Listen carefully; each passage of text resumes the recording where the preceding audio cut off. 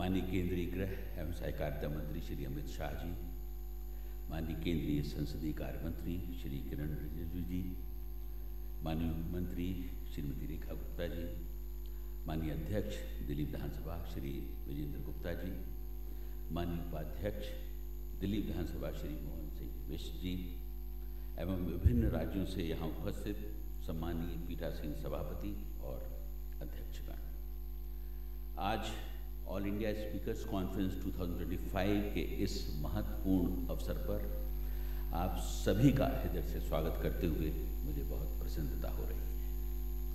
ये 2 दिवसीय अखिल भारतीय सम्मेलन भारतीय लोकतंत्र की शक्ति, निरंतरता एवं संजीवता का उत्सव है। हमारी संसद, विधानसभाएं एवं विधान परिषदें भारत की लोकतांत्रिक शासन व्यवस्था की आधारशिला है और आप सभी इन निर्वाचित निकायों के पीठासीन अधिकारी होने के नाते हमारी लोकतंत्र संरचना को सुदृढ़ और सशक्त बनाने की बड़ी जिम्मेदारी का निर्वहन करते हैं। This historic and magnificent building where we have gathered today used to house the Imperial Legislative Council and Central Legislative Assembly, the then Parliament of India from 1912 to 1926. It was this building that Shri Vallabhbhai Patel served as the presiding officer of the Central Legislative Assembly. Being present in this historic complex today is a matter of pride for us.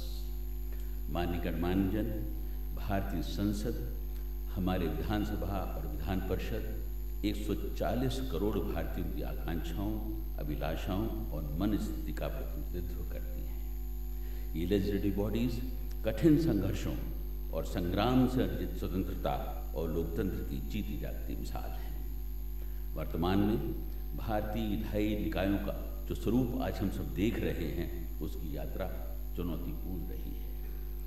Origins of the modern day legislative process in India can be traced back to the Royal Charter of 1601, which authorized the East India Company to make, ordain and constitute such and so many laws, constitutions, orders and ordinances as shall seem necessary and convenient for the good government. Calcutta British Indian association ने वर्ष 1852 में भारत में एक विधानमंडल की स्थापना हेतु British संसद को प्रार्थना पत्र लिखा था। संभवतः यह पहला अवसर था जब विधायी सुधारों के विषय पर भारतीय मत को स्पष्ट रूप से व्यक्त किया गया था। चार्टर एक्ट 1853 के साथ विधायी परिषद की कार्रवाई में चर्चाएं लिखित रूप में न होकर मौखिक रूप में होने लगी और विधानमंडल को अपने स्वयं के नियम एवं कार्यप्रणाली बनाने का अधिकार मिला। वर्ष 1856 में जनता को परिषद की कार्रवाई देखने की अनुमति तथा समाचार पत्रों को कार्रवाई की रिपोर्टिंग की अनुमति दी गई। हालांकि परिषद में तब किसी भी भारतीय की भागीदारी नहीं थी, सभी सदस्य यूरोपीय हुआ करते थे। भारत में वार्षिक बजट प्रस्तुत करने की व्यवस्था 1860 में हुई और 1892 के अधिनियम के अंतर्गत केंद्रीय एवं प्रांतीय परिषदों को पहली बार फाइनेंशियल प्रोविजंस की आलोचना के साथ साथ प्रश्न पूछने और सरकारी सदस्यों से जवाब तलब करने का अधिकार मिला। हमारे लेजिस्लेटिव बॉडीज़ ने तब से लेकर अब तक स्वतंत्र भारत के संविधान निर्माण, देश के बंटवारे के फैसले और अनेक महत्वपूर्ण कार्यों के संपादन के साथ प्रगतिशील, गरिमामयी और स्वायत्त राष्ट्र के निर्माण में बहुत ही महत्वपूर्ण भूमिका निभाई है।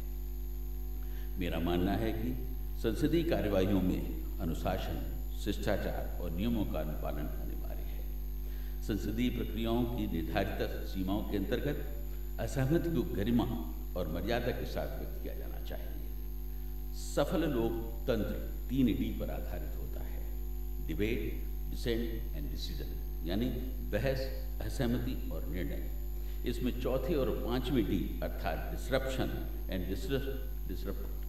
डिसरिस्पेक्ट के लिए कोई स्थान नहीं होना चाहिए। To the members of this assembly, as indeed all the presiding officers present here today, I would like to remind about the functioning of Delhi Assembly from 2015 to 2025.